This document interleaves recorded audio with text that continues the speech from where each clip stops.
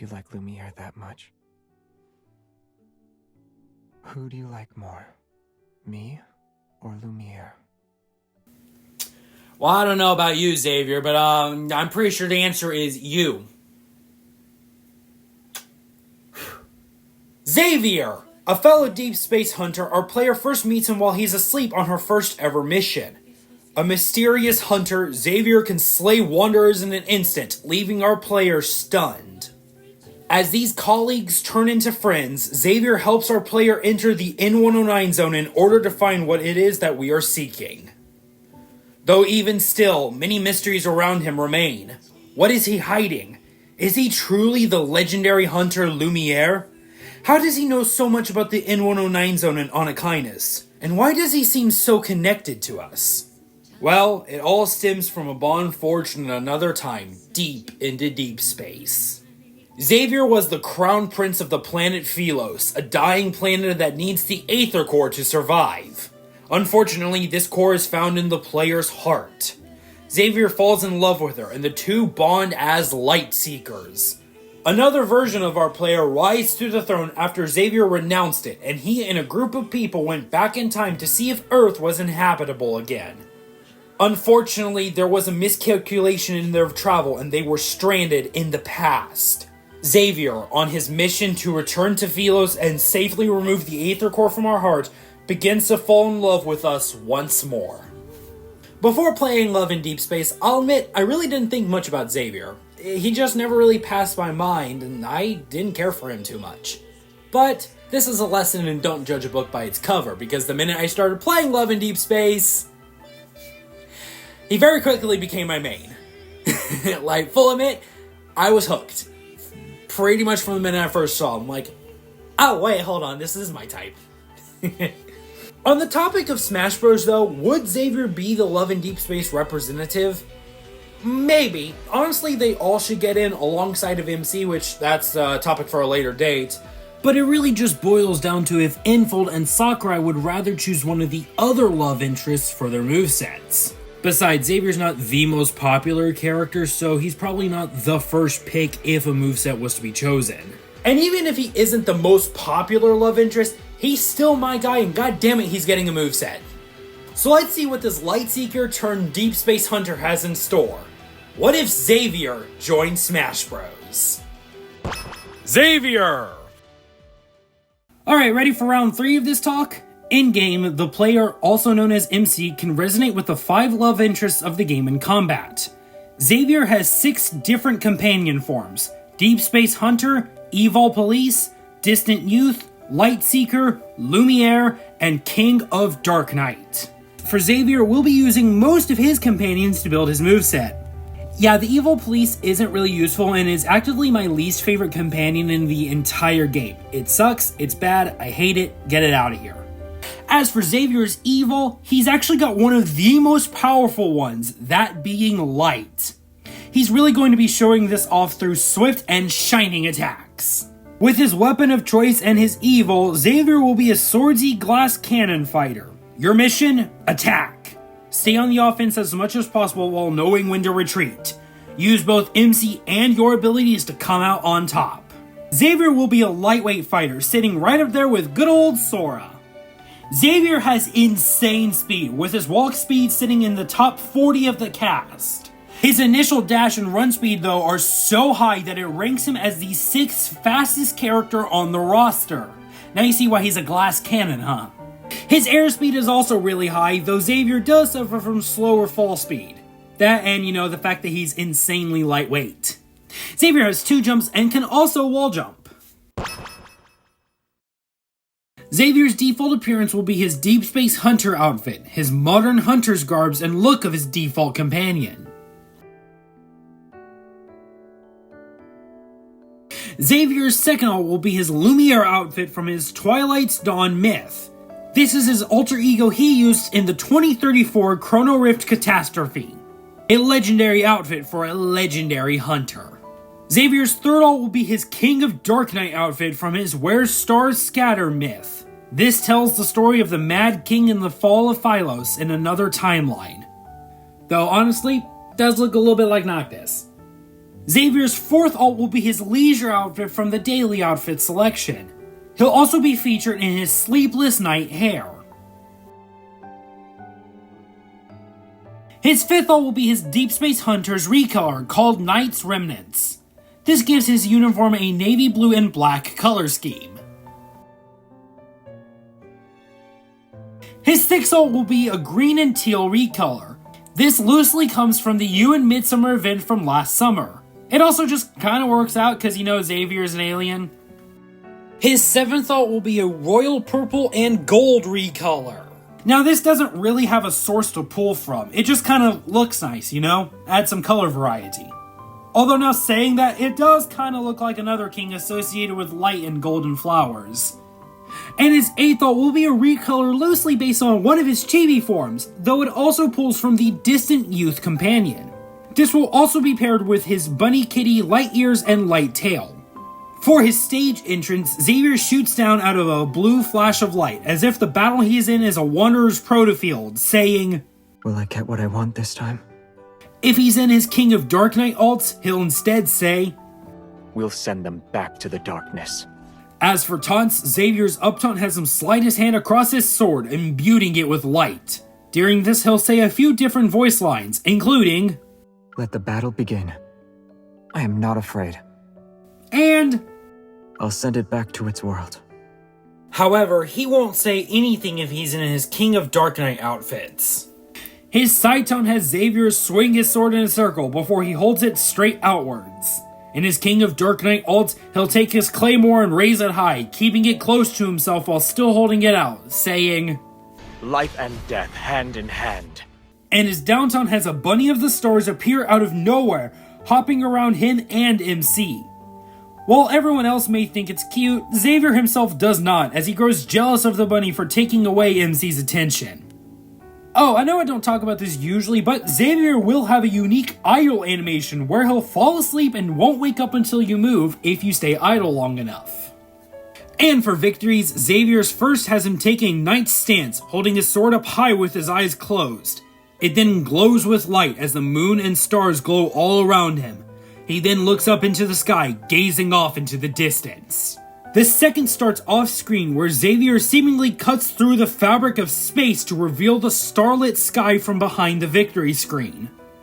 Xavier then comes down from the sky, stabbing his sword into the ground before he pulls it out, spins around, and throws it off to his side in victory. And his final has Xavier and MC together, playing at a claw machine, trying their best to get all the plushies. Xavier is currently the one playing, while MC is carrying a ton of plushies in her hands. Who knows how long they've been there? Xavier's jab has him swing his sword from high to low, then stabbing it directly forward before finishing with a strong horizontal slash. This can also turn into a rapid jab, consisting of Xavier swinging his sword around at the speed of light. The rapid jab deals lots of damage and can KO opponents, but does have end lag. His regular jab is still quick and is much more of a reliable option. His forward tilt has Xavier perform a quick set of 2 slashes, creating a cross slash right in front of him. It covers a wide area in front of Xavier, making it harder for opponents to dodge. His up tilt has Xavier swing his sword overhead, starting in front of him and ending right behind his head. A slower move for Xavier, this works great at catching overhead opponents and messing up their flow. Its range and power, paired with that ability, can lead into combo strings for Xavier. His down tilt has Xavier perform a spinning slash with his sword outstretched. This covers all around him and will move Xavier ever so slightly forward. It's not a very powerful move though, mostly due to that coverage. As for his dash attack, Xavier and MC use the Stellar Secor Resonance skill. This has the two stab their sword directly forward in a burst of light. This will move Xavier a dash lengths forward if left uninterrupted. It's got a powerful sweet spot right at the burst of light, allowing the move to serve as a solid kill confirm at mid to high percents. That said, it does suffer from both start and end lag, so use it wisely. Now before we get started with Xavier's smash attacks, I need to let you all know something. You see, I might have gotten a little carried away with these. They might be a little, interesting, a little crazy, a little unconventional, maybe a little over the top. Are these realistic? Probably not, but you know what? No, we're going to do it anyways. Xavier's forward smash has him swap to his claymore and use his support skill, Royal Seal. Xavier swings his claymore horizontally to hit opponents before he spins around to begin the charge. Upon release, he will stab his sword behind him to strike opponents. This will hurt like hell, having a much easier time KOing hit opponents. Plus, the initial swing can also damage opponents for moderate damage. That said, it does have lots of end lag and has sour spots on portions of the blade closer to Xavier. Though on the flip side, it can also move Xavier ever so slightly forwards. For something a little more straightforward, we turn to Xavier's up smash, that being his support skill, Starlight Storm. This has Xavier charge his claymore to his side, and upon release, he unleashes a powerful overhead slam into the ground. This deals high damage, KOing opponents with ease, but it can also drag and bury opponents if they're not careful. Now his down smash will keep up this streak, as it will be a variation of his support skill, Lunar Vortex. Xavier charges his sword face down, and upon release, he stabs it into the ground, creating a vortex of lunar light all around himself. At full charge, this gains a second part where the phases of the moon arc above Xavier. The vortex can rack up damage quick, but won't really ever KO. On the flip side, the arcing moons can KO opponents at mid to high percents. The move as a whole suffers from more end lag the longer it's been charged. High risk, high reward. Xavier's neutral air has him quickly burst out his light evol all around him in an AoE attack. It's not the strongest of moves, but it is very quick, pushing opponents into just the perfect range for Xavier to follow up while also gaining more space. Trust me, they'll never see this coming. His forward air has Xavier wind up his sword, then rush forward to stab. It has noticeable start lag, but it deals great damage. The whole attack is angled downwards and will move Xavier a dash lengths forward. His back air has Xavier turn around and swing his sword up from low to high. Nothing insane, this move has quick movement and deals great damage, potentially KOing opponents at much higher percents. His up air has Xavier stab his sword up into the air and spin it in a small circle. It's a bit of a finicky move with a weird hitbox, but this move can deal solid damage and can poke at enemies right above Xavier. Now for his down air, Xavier swings his sword in a low arc underneath him, sending out a slash of light that continues to travel downwards. This slash will act as a projectile, going down far and dealing moderate damage. If an opponent gets caught in the actual sword swing, they'll be launched downwards with the light slash, but not spiked. It will seem like a spike, but it's not actually a spike. Xavier grabs with one hand and pummels by hitting the opponent in the face with the pummel of his sword. His forward throw has Xavier and MC perform a quick flurry of slashes to launch opponents. This launches them far and will also serve as Xavier's kill throw. His back throw has Xavier toss the opponent behind him, then thrust his sword to his side to summon a whirlwind of light underneath the opponent to launch them upwards. This is a very weak throw in terms of damage, but it will launch decently far. Xavier's up throw has him teleport the opponent into the air, then teleports himself right next to them to strike them with his blade. This comes out quick and launches the opponent far at an angle, though this will become less useful the more damage your opponent has taken. And his down throw has Xavier slam the opponent into the ground before using his evol to create a massive explosion of light. This deals high damage and knockback, but it suffers from even greater fall off if your opponent has taken lots of damage. Now if you thought Xavier was a powerhouse before, then you ain't seen nothing yet. Let's start off with a wild move for Xavier's neutral special. This will come from his Deep Space Hunter support skill, Hidden Star. Xavier unleashes a massive flurry of light beams all going in various directions. This can be charged by holding the B button with a longer charge yielding a longer lasting flurry of light. This can deal high damage to opponents that are caught in its wake. Given how much range this move can have, it will force opponents to work around the attack if they want to strike Xavier. Higher charges will also have the benefit at KOing opponents very easily.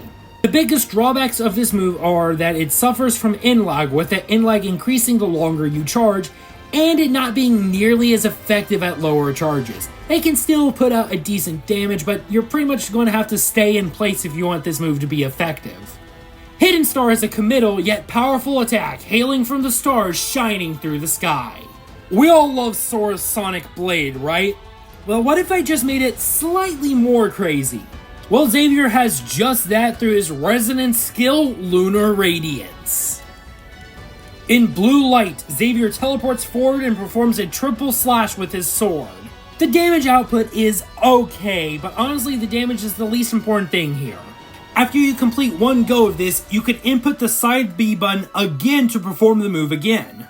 Either teleport can be angled slightly up or down, but not directly up or down, and each dash will send Xavier around half of most any stages, so a full stage cover if you do both. Xavier can be knocked out of this attack during his teleporting, and he will be put into freefall after use if you use this move mid-air. Lunar Radiance is great as a burst recovery or surprise tool, though it can be punished if you whiff it. You know, it's really funny how King Xavier got compared to Cloud a lot, and his up special will be just like Cloud's. Well, a bit at least. For it, Xavier will use his resonant skill, Lunanflora Grace. Xavier takes his claymore, grabs MC in his arms, then rises upwards while striking. You can follow this up by pressing the B button again, which will send the duo plummeting downwards. Both parts of this attack can damage opponents, dealing solid damage, with the second part potentially dragging opponents down with Xavier. It doesn't get Xavier that high up though, unlike some moves like Cloud's Climb Hazard. It's more of an attack than it is a recovery option. Because of this, it will not put Xavier into freefall after use, meaning you can immediately follow it up with something else. That is assuming you don't accidentally mess up and start plummeting to your own demise. Lunanflora Grace is an elegant yet deadly move. Use it wisely and lay waste to those sinners. Now Xavier's been a bit of a wild set of specials, and it's about to get even wilder. Xavier's down special will be his resident skill, Luminescent Field. Xavier lights his sword as MC slams her hand into the ground and summons a giant astral projection of a claymore. This attack has a huge set of hitboxes, meaning it is far easier to hit opponents with, at least vertically speaking. Given the move comes straight out in front of the two, its horizontal range is to be desired. This can serve as a great kill confirmer and shield breaker, though one that suffers from massive amounts of end lag. The claymore stays on the stage for a couple of seconds before dissipating, and opponents that are hit by it are dealt some extra, though minor, damage. This move cannot be used again so long as there is one astral claymore on the stage. Luminescent Field is a good offsetting tool, forcing opponents to play on your terms as you change up the proto field. Xavier's got an interesting selection of moves now, does he? But there's one more move left. Y'all know what time it is. It's time for... So far in this little mini-series, the characters have been using their default companions' Ardent Oaths for the final smash. Raphael had Searing Motif, and Zane had Hoarfrost Saber. But comparatively, Xavier's Supernova is lackluster. So instead, let's pull from an ability he used in a galaxy far, far away. For Xavier's final smash, him and MC will use the Lightseeker's Ardent Oath, Galactic Pulse. After unleashing the power of the Smash Ball, Xavier and MC coat their swords with light before rushing forwards to catch opponents. The caught opponents are then brought up to the top of the stage, where the duo then perform teleporting strikes all around them. After a few seconds of this, they end the attack with a flurry of light as Xavier and MC land on the stage with their swords to their side. This deals lots of damage with some solid knockback, though truly shines in just letting opponents drop to the ground. However, it can KO opponents that are at too high of percents. Galactic Pulse is a powerful showcase of light, showing these two stars point in the same direction throughout all of space and time.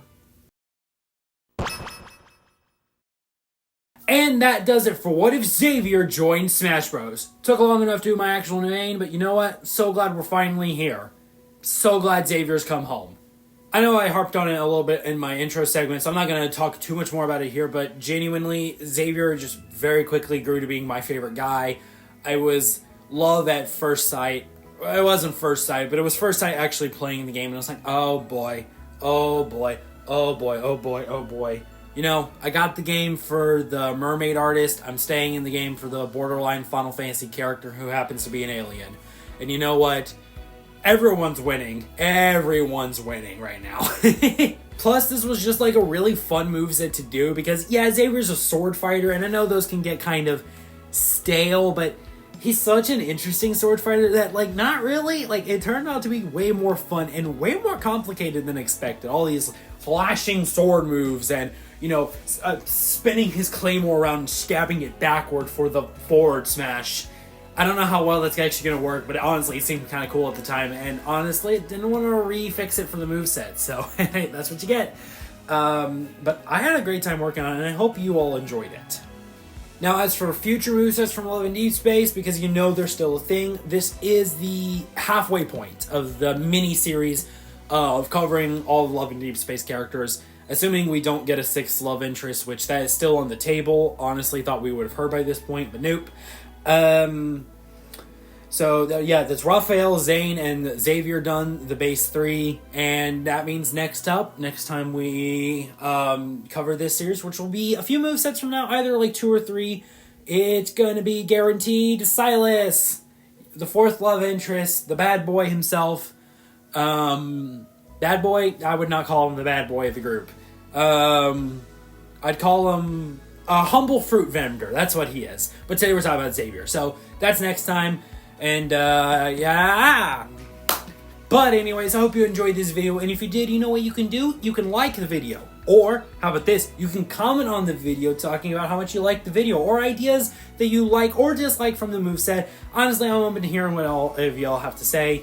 It's fun to see what different people's different ideas on the same subject is. There we go.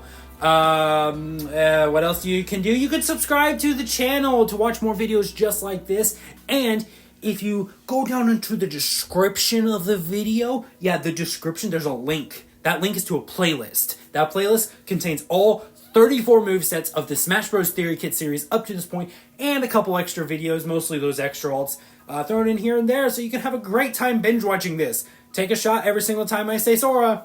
You're gonna get drunk. Please don't do that.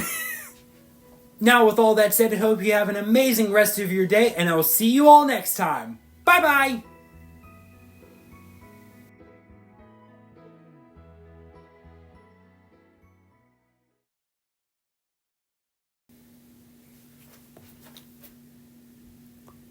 Yeah.